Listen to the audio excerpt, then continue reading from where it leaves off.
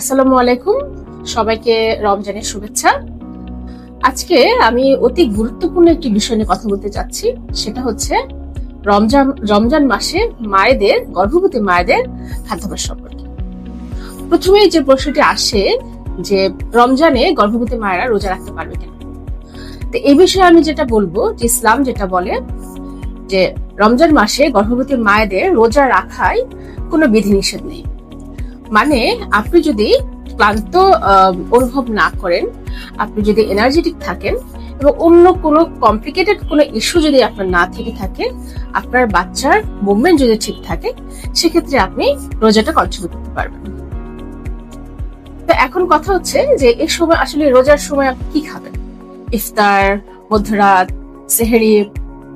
এই সময় আমাদের খেয়াল রাখতে হবে যে সবসময় প্রতিটা খাবারে যেন আপনার সবগুলো উপাদান প্রচুর পরিমাণে থাকে এবং এমন কোনো খাবার আপনি খাবেন, মানে এমন খাবারগুলো আপনি খাবেন যে খাবার প্রচুর পরিমাণে এনার্জি থাকে। যেমন আপনি ইফতারে আমরা তো সবাই শরবত খাই, শরবত আপনি রাখতে পারেন, সেখানে চিনি বা লেবু বা ফলের জুস আপনি রাখতে পারেন। সেগুলো আপনাকে প্রচুর এনার্জি দেবে এবং ব্লাড সুগারটা মেনটেন করবে এবং আপনার ডিহাইড্রেশনটাকে কমিয়ে দিবে। সাথে আপনি খাবারের সাথে ছোলা খেতে পারেন, ছোলার মধ্যে প্রচুর পরিমাণ প্রোটিন আছে, সেটা আপনাকে এনার্জি দেবে। এবং অন্যান্য খাবার, যে খাবারগুলো আপনি খাবেন, যেমন হচ্ছে আপনি ভাত জাতীয় খাবার বা রুটি জাতীয় খাবার খেতে পারেন।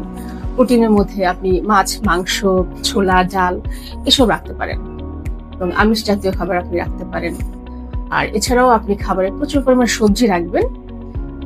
যে সবজি খেলে যেটা হবে, আপনার যেই সারাদিনের যে অনেক সময় পানি খেতে পারে না, খাবার খেতে পারে, কোষ্ঠকাঠিন্য হওয়ার একটা সম্ভাবনা থাকে, সেই কোষ্ঠকাঠিন্যতা আপনাকে কমিয়ে দেবে।